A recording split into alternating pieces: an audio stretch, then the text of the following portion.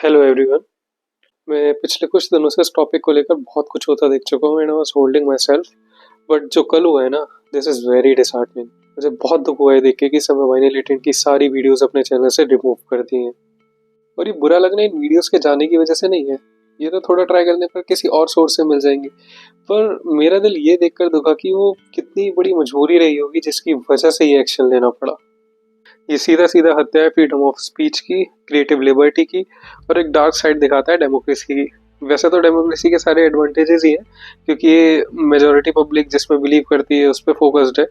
पर यही इसका सबसे बड़ा डिसएडवांटेज बन जाता है अगर मेजॉरिटी में ही पब्लिक गलत हो जाए। और अभी कुछ ऐसा ही होता दिखाई दे रहा है। और ना जाने ये भी क्या क्या और देखना बचा है।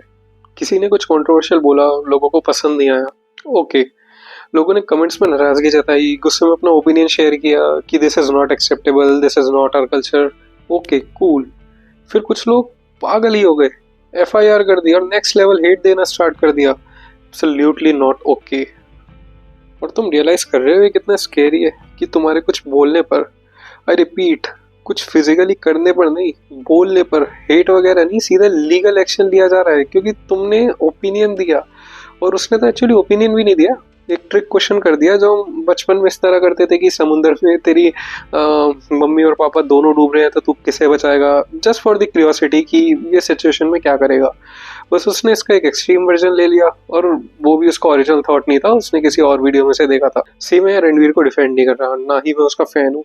इवन उसने जो बोला था वो फनी भी नहीं था, और वो बस उसने एक शॉक फैक्टर के लिए बोल दिया और वो बहुत ही अजीब, अननेसेसरी और नॉनसेंसिकल था। पर हाँ, इसका एक फायदा जरूर हुआ कि पिछले कुछ दिनों में इतनी पथेटिक चीजें होती देखी है कि इसमें सोसाइटी की रियलिटी सामने आ गई है। मैं एक एक करके बोलूंगा सब। सबसे पहले तो ये कि तुम्हारा टॉलरेंस लेवल क्या है। तुम्हें कुछ पसंद नहीं आया तो उसके अगेंस्ट बोलो, बट हर चीज की लिमिट होती है।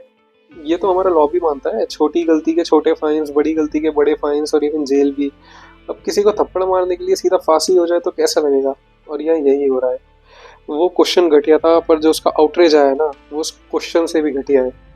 क्योंकि अगर तुम इस सारे रिएक्शन को जस्टिफाई करोगे तो जो दुनिया में और चीज़ों के एक्सट्रीम रिएक्शंस आते हैं ना, वो भी जस्टिफाई हो जाएंगे। चाहे वो घर में छोटी बात पर डोमेस्टिक वायलेंस करना हो या किसी अनपॉपुलर रिलीजियस ओपिनियन पर डेथ थ्रेट मिलना हो। क्योंकि फिर वो उन लोगों का टॉलरेंस लेवल है और उनके अकॉर्डिंग उनका रिएक्शन सही है। तुम कल्चर बचा रहे हो, वो भी कुछ ना कुछ बचा रहे हैं। तो कितना रिएक्शन सही है कितना नहीं, सिंपल सॉल्यूशन है कॉमन सेंस।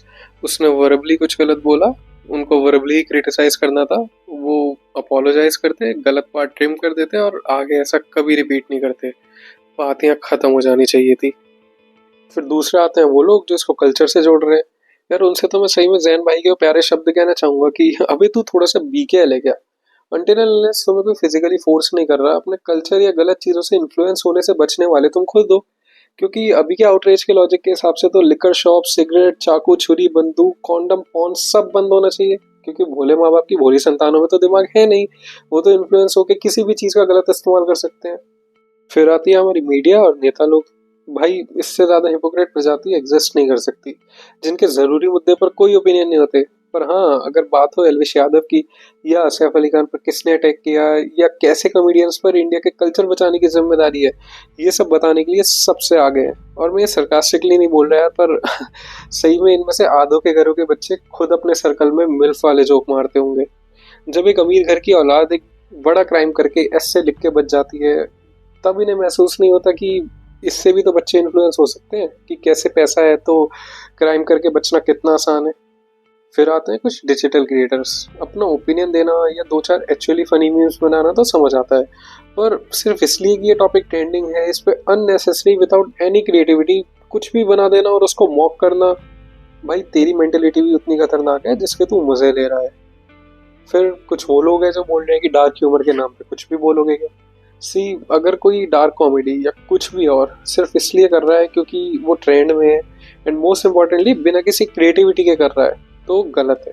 सेम चीज गाली के लिए भी है। अगर कोई ठंडे जोक्स में अननेसेसरी भोसड़ी के बहनचोद बोल रहा है, वो कभी फनी नहीं लगेगा और ऐसे लोग कभी लॉन्ग टर्म में नहीं टिके रह सकते। जितने भी लोग अपनी फील्ड में मास्टर हैं, वो इनको साइड कैरेक्टर जैसे यूज करते हैं, लेकिन मेन हीरो हमेशा क्रिएटिविटी होती है। इसलिए कैरी, बीबी, आशीष और बहुत सारे क्रिएटिव लोग आज तक भी टिके हुए हैं। सेम गोस फॉर समय। उसको अपनी लिमिट्स पता है। वो इम्प्रोव कॉमेडी का किंग है। अगर वो गालियों की वजह से चलता ना, तो उसको रोडीज और बिग बॉस से ऑफर्स आते, सिर्फ केबीसी या नेटफ्लिक्स से नहीं। बाकी एक एडवाइस मैं फेमिनिस्ट कम्युनिटी को देना चाहूँगा कि इन लोगों को कोई सपोर्ट करे या ना करे यार, पर आप लोग ज़रूर करना, क्योंकि इनका मुद्दा भी आप ही के जैसा है। आपको सब कुछ करने की आज़ादी है बोलकर चाहिए कि गलती तुम्हारी सोच में है, हमारे कपड़ों में नहीं, एटसेट्रा एटसेट्रा। तो इनका भी यही पॉइंट है कि प्रॉब्लम हमारे ह्यूमर में नहीं है। तुम इतने चूती हो क्या कि किसी भी चीज़ से इन्फ्लुएंस हो जाओगे? सो या self control is the key. बाकी कभी किस्मत या यूट्यूब एल्गोरिथम ने साथ दिया और ये वीडियो रणवीर और समय भाई तक पहुंची, तो उनसे कहना चाहूँगा कि स्टे स्ट्रांग भाई। और समय भाई तो ऐसे ही बदनाम है, रणवीर भाई आप प्लीज़ हेसिटेट। और समय भाई कुछ पार्ट स्ट्रीम कर देते सब वीडियोस की डिलीट की। खैर I don't know the situation, may be pressure हो आप पे सब करने का, पर भाई इसको इंडिकेशन के जैसे लेना कि आप बिग से बिगेस्ट बनते जा रहे हो, क्योंकि बड़ा बनने की जर्नी में ही बड़ी प्रॉब्लम्स आती है, लोगों की गांड जलती है। हर बड़ी पर्सनैलिटी ये सेटबैक फेस करती है। अपनी गलती से सीखना, पर प्लीज खुद को चेंज मत करना भाई, क्योंकि जब तक आप रियल हो आप कुछ भी कर सकते हो। आफ्टर ऑल समय रैना ने शोज बनाए हैं, किसी शो ने समय रैना को नहीं बनाया। लव यू भाई।